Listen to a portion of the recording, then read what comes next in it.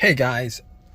All right. So if you guys are in this situation like I was a couple of days ago, I just want to tell you guys how you guys can get your car started.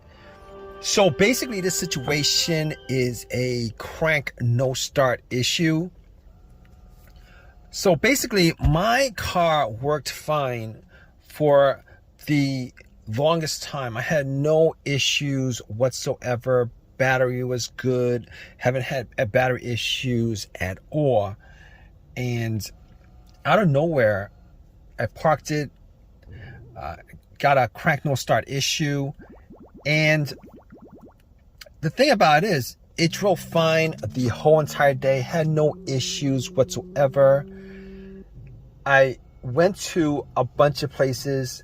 I drove it to the store, to the pet shop. I even got a couple of goldfishes when this occurred. It was pretty much at the end of the day. All right. Got some goldfishes at PetSmart. Went to a CVS to pick up something to drink. And got back out. Tried to start my car. And all I got was a crank, but it would not run. Crank, it would not run. Crank, it would not run. And I tried to start it multiple times.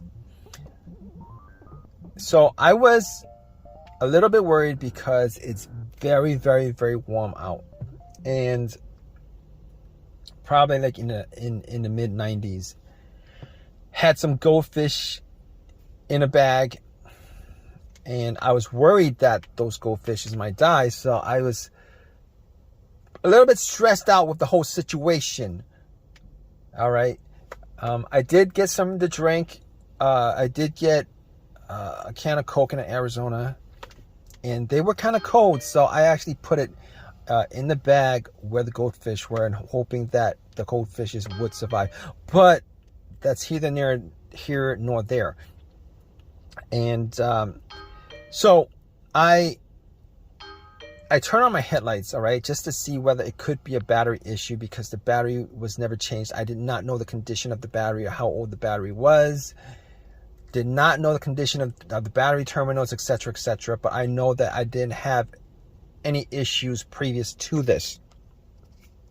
I turned on my headlights, went out, checked.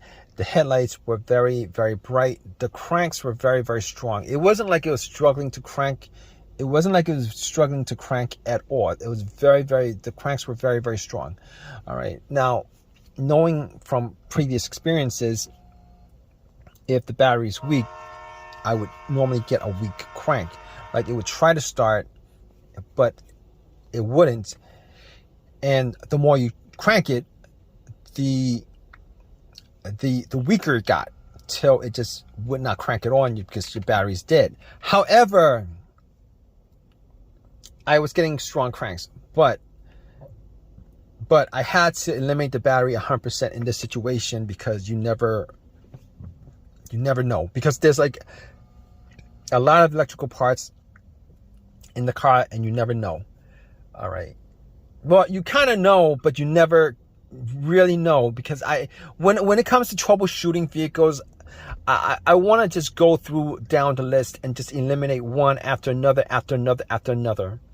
All right. So I actually got to the battery and I was looking at it. Now, I didn't know what shape the battery was in. It did look really old. The terminals were really dirty and the terminals were a little bit loose. So what I did was I took the terminals off.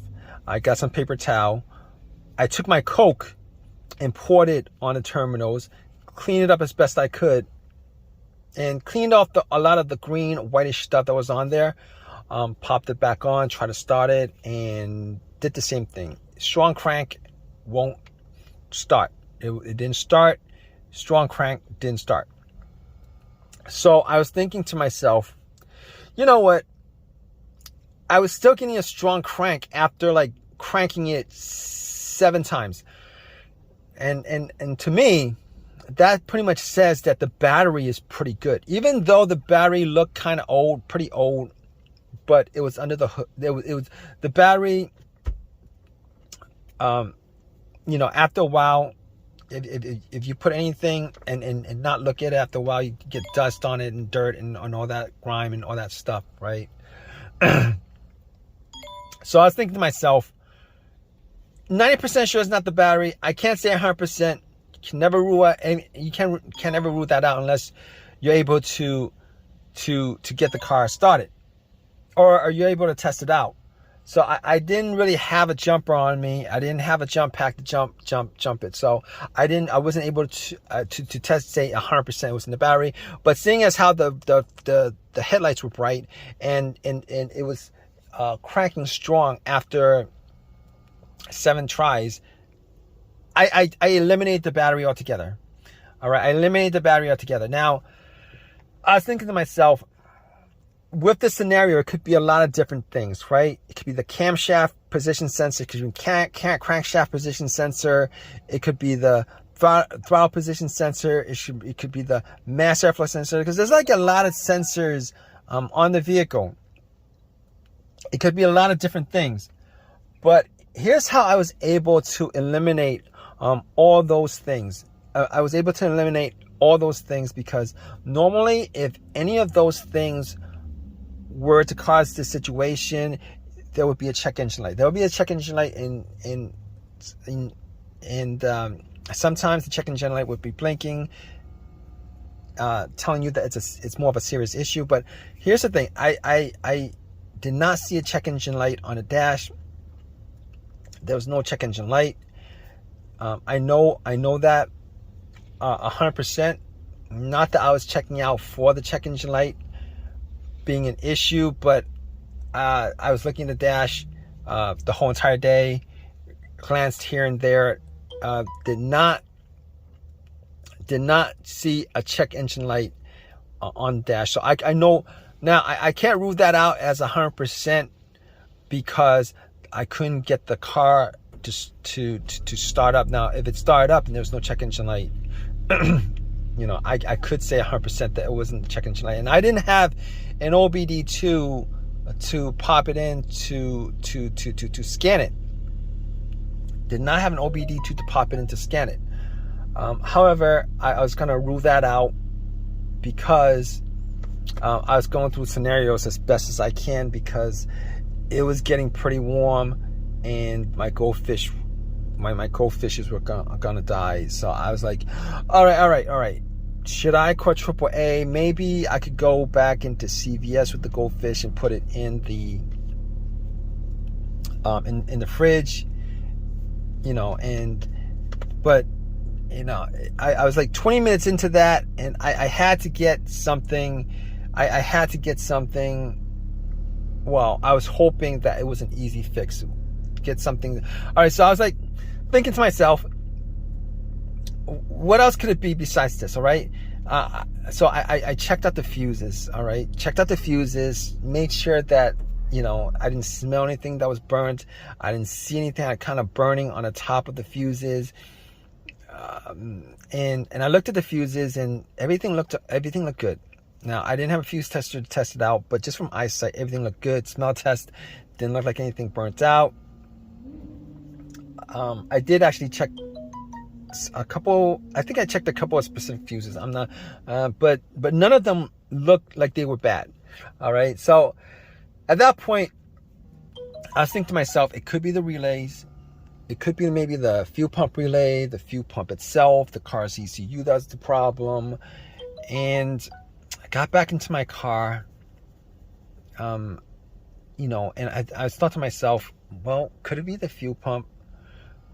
And I tried turning on the car to the on, try to turn on to the on position, right? The position before the crank. I was trying to turn it on to the on position before the crank a couple of times just to see if I could hear,